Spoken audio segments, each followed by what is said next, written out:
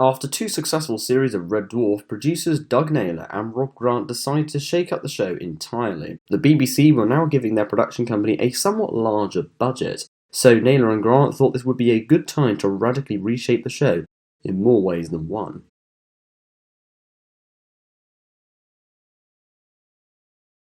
When watching Series 3, the first big change that greets you is the title sequence. A new theme tune was composed, one that was much faster than the slow and eerie theme tune used during the first two series. Along with the new title sequence and theme tune came the new logo. The logo has remained part of the series to this day and has been mostly unaltered. The set designs also changed. The grey military-style sets were swept away in favour of a brighter and more colourful set design. The costumes also changed, with Howard Burden being brought in as the new costume designer. Practically everything changed. Nothing was left unaltered from the previous series. Many of the changes heavily impacted the entire style and tone of the show. The first episode of Series 3, Backwards, is a brilliant example of all of this. The biggest and most obvious change in Backwards, beyond the entire style and aesthetic, is the addition of Crichton to the cast. Back in the Series 2 opener of the same name, Crichton was played by David Ross. Crichton was only ever intended as a one-off character. The writers had previously been against using robot characters as they considered them to be a cliché.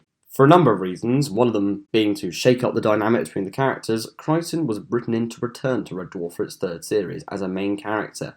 However, due to a scheduling clash, David Ross was unable to return as Crichton, and the role was instead filled by Robert Llewellyn. The opening crawl, a parody of the opening crawl from Star Wars, explains quite a lot of the new circumstances in Series 3, even down to the new sets. And on top of all of the other changes going on with Series 3, the role of Holly was recast. Norman Lovett had grown increasingly exhausted and frustrated by the filming schedule, which was inconvenient to him. Lovett was living in Edinburgh while Red Dwarf was now being filmed in Manchester with rehearsals in London. This frankly bonkers situation meant that Lovett found it impossible to return for a third series, though he would return one day. The role of Holly was filled by Hattie Hayridge, who had previously appeared in Red Dwarf as Hilly, Holly's parallel universe counterpart. Backwards is one of the best episodes in Red Dwarf's history. The episodes of the first two series range from middlingly decent outings to forgettably average. The first two series aren't bad, not at all, but Backwards is the episode where Red Dwarf truly gets into its stride, where everything is aligned perfectly. I could talk about Backwards for hours because there is just so much crammed in just half an hour. From a science fiction perspective, its main concept is fantastic and suits Red Dwarf's brand of surreal humour perfectly. A version of Earth that runs backwards is not only a great idea, but it's obviously very funny and allows for many great visual jokes. I'm not exaggerating when I say that Backwards is probably one of the best Red Dwarf episodes. It really is fantastic. I've already made a review of the episode, so why not check that out? Marooned almost entirely focuses on Rimmer and Lister, who, as the title suggests, are marooned. The cat and Crichton only get around 2 minutes of screen time. Marooned in many ways is written like a traditional odd couple style sitcom that just so happens to be set in the far future. Polymorph is an utterly bonkers piece of television which works as a great parody of Alien. Polymorph is also very funny. That's another thing that changed with Series 3. There are greater and far more frequent attempts at cracking jokes. Every 30 seconds, by my estimation, there's some sort of joke made. Polymorph is a fairly good example of this. Body Swap is particularly amusing and is a good example of Chris Barry and Craig Charles's comedic acting abilities. Body Swap, like Marooned before it, spends a great deal of time with Lister and Rimmer, though focuses on their contrasting personalities in a very different and more comedically driven way. Time Slides is an interesting episode that often gets forgotten about. It pokes fun at historical figures and events and includes fantastic visual effects. The time travel aspect of the story is really brilliant, and the humour is sometimes quite surreal in this episode, but works very well. The Last Day is the first episode of Series 3 to have Crichton as its undisputed main character. It is actually written in parts as quite a melancholic episode. The episode isn't without its jokes, of course. There are some good examples of observational and sometimes dark comedy. The production changes were by far the biggest changes that Red Dwarf faced going into its third series. Beyond the obvious cast changes, there were in fact several changes that reshaped the entire series' tone and style from this series onwards. The sets were given more than just a new lick of paint. Rob Grant and Doug Naylor had grown tired of the military grey sets that they used during the first two series. Grant and Naylor wanted Mel Bibby as the show's production designer when the show first started, but he was unavailable. Mel Bibby was finally brought onto the show for Series 3 and began radically changing the sets. The sets became far more detailed and, in my opinion, more realistic.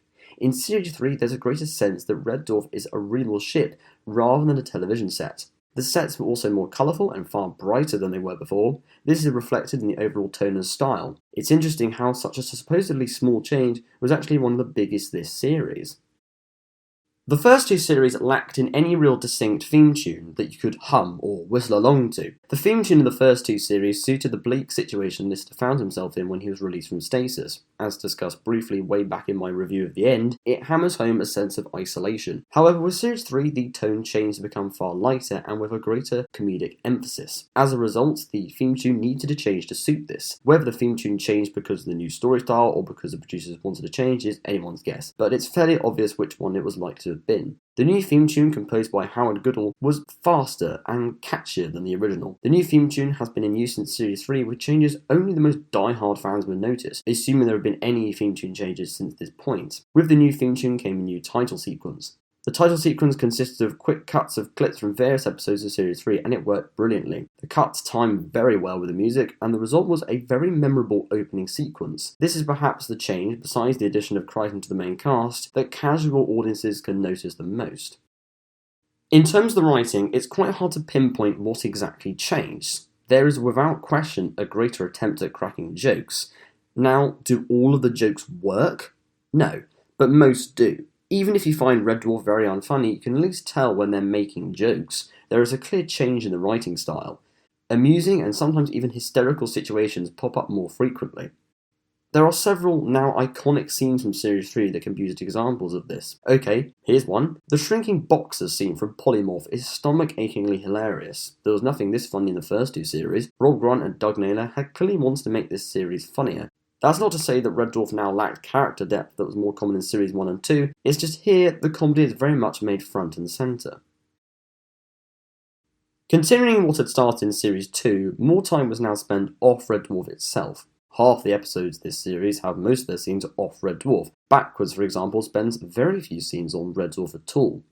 In Series 2, Blue Midget was created to ferry the characters to and from different locations, and this very much worked for the most part. Starbug was created, and Blue Midget was basically retired, with the shuttle only appearing in Series 8 and 10 since. Starbug is a lot bigger than Blue Midget, but still small enough to have a slight claustrophobic quality to it. The design of the ship, both the exterior and the interior, is fantastic, though we never really get a proper look at it. It wasn't until Series 6 that substantial time was spent inside Starbug, but we'll get to that.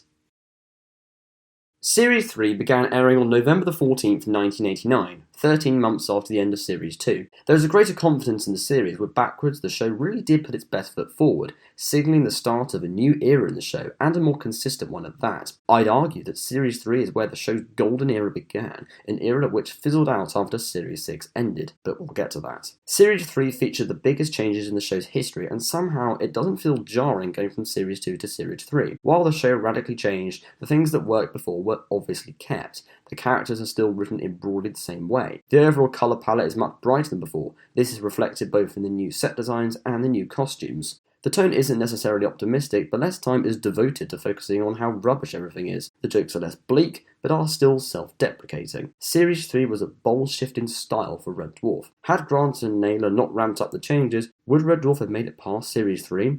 Hard to say. Whatever the case, Series 3 is one of the most consistently written series that Red Dwarf ever produced. Beyond the obvious visual improvements, the scripts are far better this time out. The wit and sharpness is clearer than ever, and the jokes seem to link much better with each other and the wider story. Not that I'm knocking the first two series, but with Series 3 is where the show really got going. Everything was aligned and the golden era of the show properly started. Series 3 is perhaps, of all Red Dwarf series to date, the most important and influential. The following series up to a point continue what this series began from the tone and style to everything else. Series 4 includes some of the best episodes in the show, takes the golden age to new heights and evolves the show as well, but we'll get to that.